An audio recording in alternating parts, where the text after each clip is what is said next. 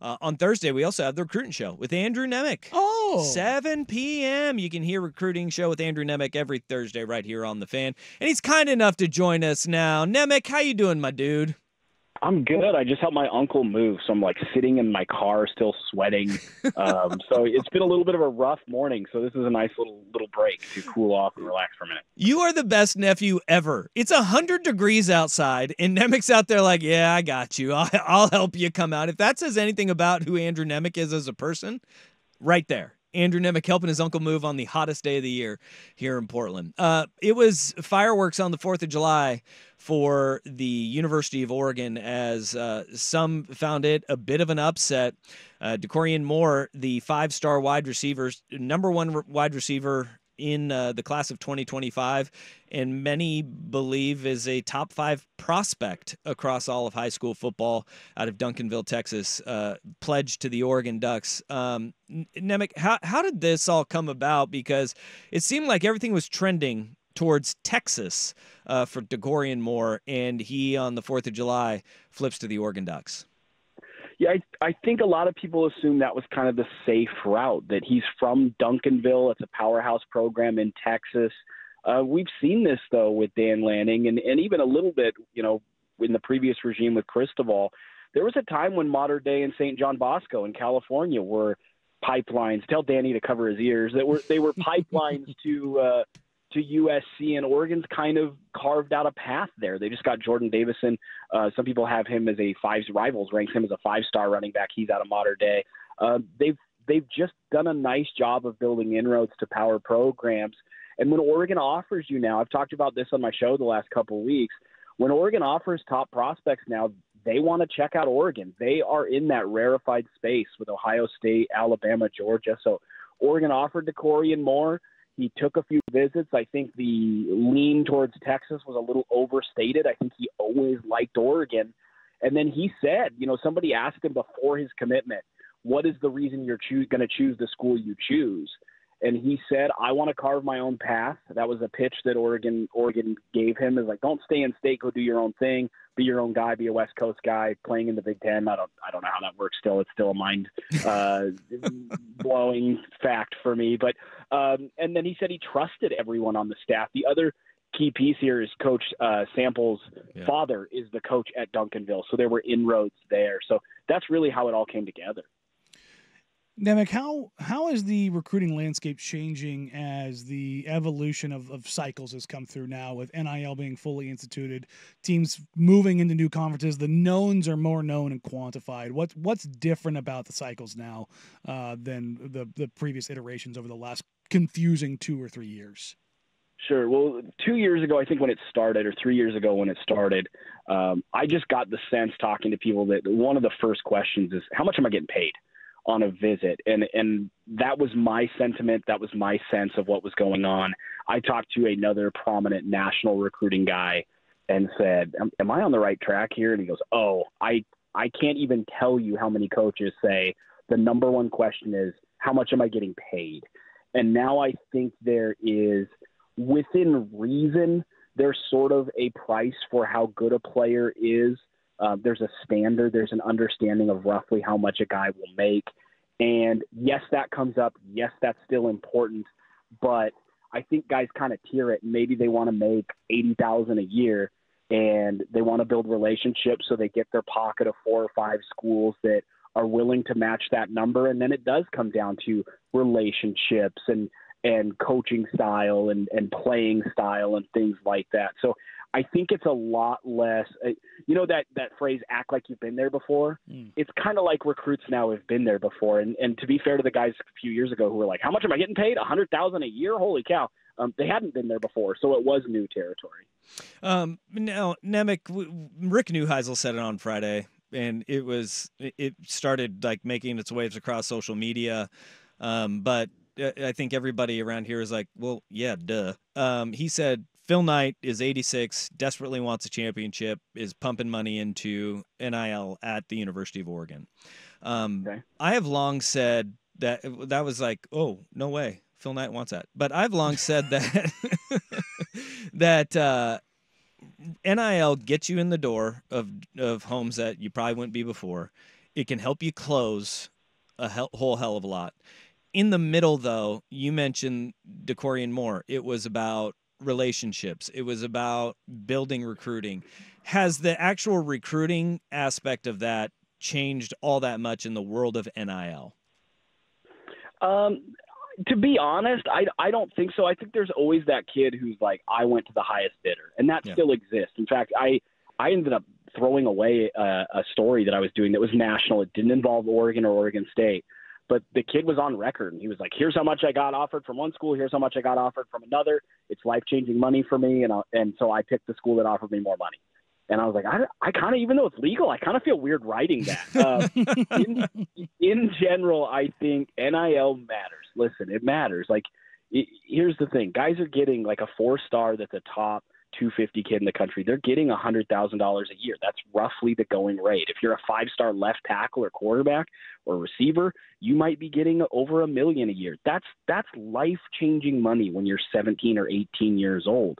So I don't begrudge anybody for getting that money. That being said, the relationships, the visits, you still see guys who say, like Decorian Moore was asked in his pre-commitment interview, what was so cool about Oregon? He's like, man, at first it was the uniforms. Well, where have we heard that before? That has nothing to do with NIL. So all those kind of pillars of recruiting still matter. And I think you put it well, or maybe it was Rick Neuheisel who put it well. I don't know. Maybe it was you who said that it does get you in the door and it can help you close. But at the same time, relationships still matter. How you're going to be used still matters. And you can't just throw a 1.5 at a guy, treat him bad, doesn't fit your system, and he can go get that money somewhere else where they do check all the other boxes. So you cannot just throw money at a problem. I do think Oregon's a top 3 program nationally in NIL. I also would caution people that I think it expands beyond Phil Knight. I think there's an oversimplification with Oregon, that Oregon recruits well because of Nike. That generally is not what I found. There's a lot of things that have had to be in place, and maybe the Nike connection, the Nike money helps close things, but at times. But I think it's a dramatic oversimplification of just be like, Phil Knight's getting old, he's throwing a bag at the situation, and look at Oregon go. There's a lot more going on, and I think that really understates how good a job Dan Lanning and his staff are doing. Now, I saw you retweeted in a quote tweet about an article you wrote a handful of years ago, the infamous Scott Frost quote, right? Where it's really hard to recruit to Oregon. What is this staff doing that is so different as opposed to the other iterations of Oregon staffs where, with Chip, it was we're going to squeeze every single ounce of talent we can out of not top 10 recruiting classes. And then we saw with Cristobal, recruiting went up a tick. And now with Lanning, it seems to be on a different planet outside of NIL, of course. Sure, and I think what's interesting is recruiting has sort of followed the same way as the program has. You had the Rich Brooks years where Oregon was pretty good and had some good years, in a Rose Bowl year in the mid-'90s with the gangrene defense. So they had some success, but nobody thought of Oregon as a power. And then Bellotti came in, and they had some runs, and then they've kind of only now become a true power. You're kind of seeing that in recruiting where it's come in waves. There was a time where getting the best kids out of California wasn't possible.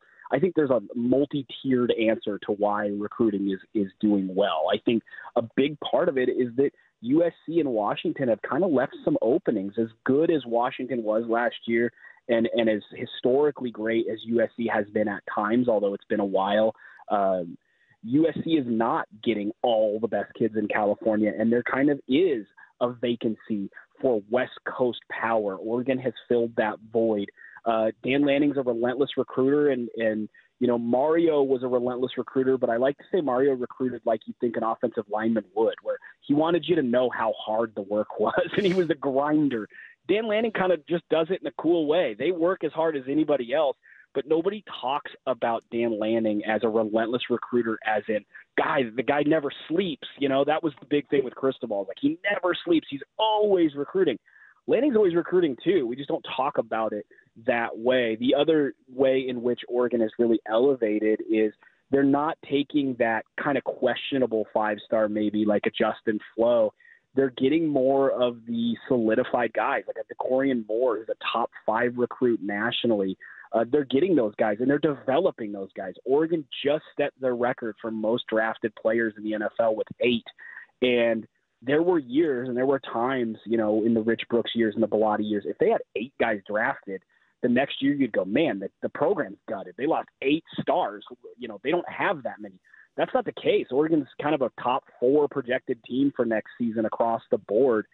They're deep and they're developing talent. And when you can say, sure, the NIL's in place, sure, Oregon's winning, sure, they bring an SEC approach, but also that other piece right now is they are developing players at a historic rate for the program and putting them into the NFL. That's a major feather in their cap, and is really the biggest difference between Mario and Lanning.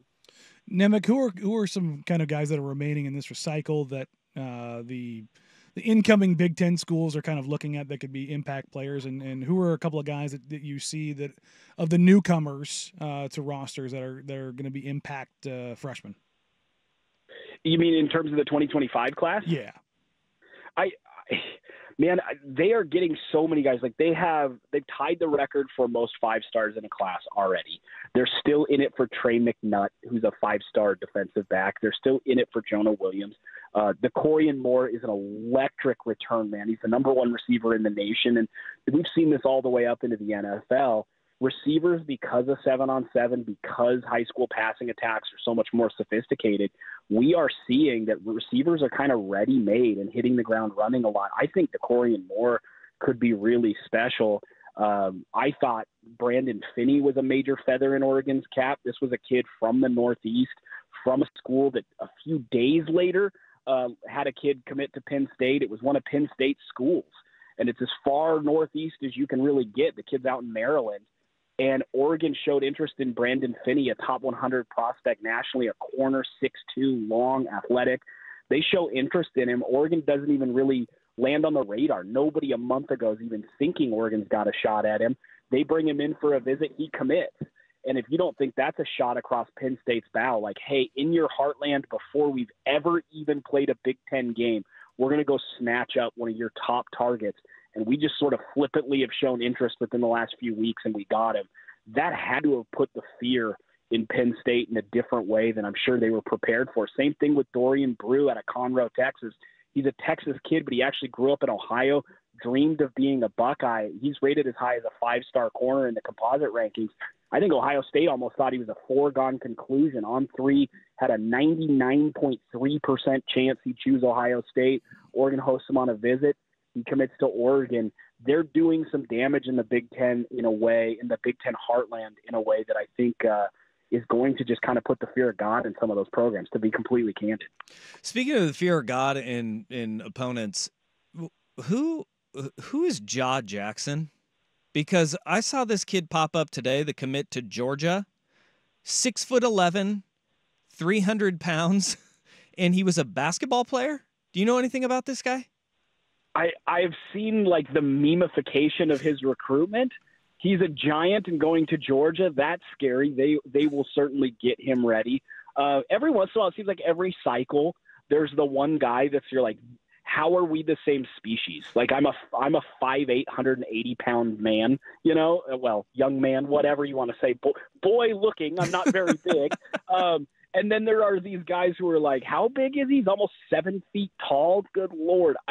I still am baffled by some of the guys that come out of the South. They're just different sizes. I went to the opening a few years ago, and there were 4 or 5 kids, and they were like 16, 17 years old, and they were sitting 320 comfortably, where you're like, oh, he could put on weight. How big is he? He could probably put on 15, 20 pounds. He's looking like he's carrying that pretty well. 335, and you're like, what? How is this 17-year-old 335 and this comfortable and moving this well? It's unbelievable. I don't know. Georgia gets him, so probably he'll be very, very good. All right, Nemec, when it's all said and done, Oregon right now has 15 commits in their class of 2025, including the Decorian Moore. They sit 5th nationally in 24/7's composite rankings behind Ohio State, Alabama, Georgia, and Notre Dame, which all are either at 20 or higher. Georgia's at 19 right now, pending the Jaw Jackson, who just committed there, the big tackle. Where do you see Oregon finishing? Oregon only 15 commits this year and ranked 5th. Where do you see them finishing out? I think that one of the services will have them at number 2. I think they're going to be in that 2, 3, 4 range, and one of the services will have them at 2. As a reminder, last year they finished third, and someone said, how big is the gap between 1 and 2 and then 3? And this happens pretty regularly. There's usually two classes that are just out of this world. And at the time I said, if you give Oregon the number 1 and number 2 player in the country, they would still be third. When you're 1 or 2, you're getting 6, 7, 5 stars. It's a whole different level. I think they will reach that level, at least according to one service. This recruit, I think they will top out at 2, set a new record this year. Oh, something that when you were talking, it registered in my brain. Alabama is sitting at number 2, and Kalen DeBoer. The whole thing was, can he recruit? And what is the messaging that you're hearing about DeBoer in Alabama? Because we know the X's and O's are there. We know the talent development is there from his previous stops, whether it was at Washington, Indiana, Fresno State. If you're looking at the difference between what resources and what NIL and kind of tradition, how big an impact those things have, look no further than Kalen DeBoer. That's a guy who made a national championship game at Washington, and they really didn't have perennial top 25 recruiting classes. I've talked about on the recruiting show that some of that was that NIL for Washington wasn't where it needed to be, that they had a lot of work to do to catch up, even to some of the other schools at the time in the Pac-12, that they were kind of falling behind. And it was like, well, Kalen DeBoer can't recruit. Suddenly he's at Alabama, and they have the number 2 class in the nation, and they're recruiting like crazy, landing 5-star recruits. And I actually asked somebody at Alabama that was previously on the staff at Washington, what's the biggest difference? And I got one word back in all caps, and it was resources. Resources really, really matter. If you have them, you can play ball. If you don't, it's an uphill climb. And that's kind of one area where I'm looking at Oregon State as they look for a new home.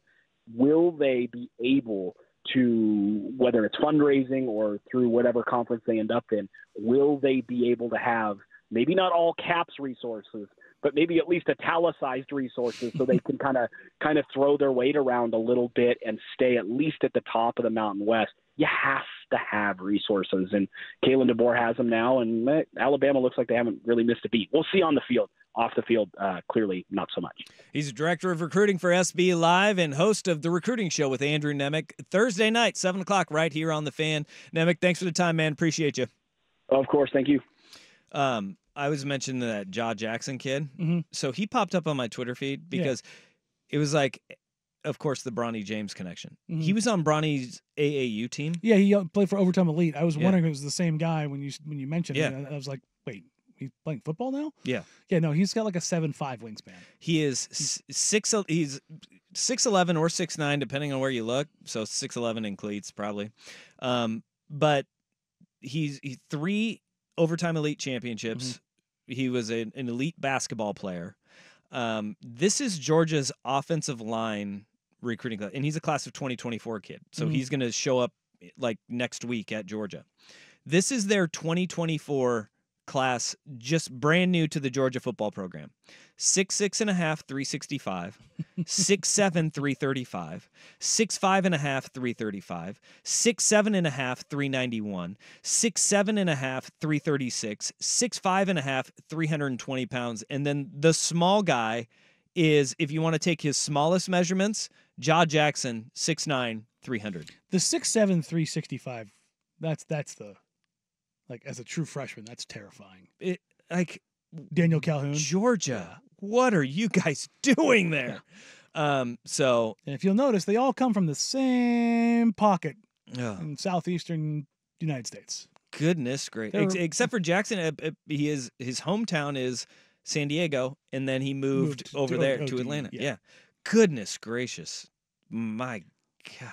Complete and utter monsters. Yeah. Just very large human beings. Mm-hmm.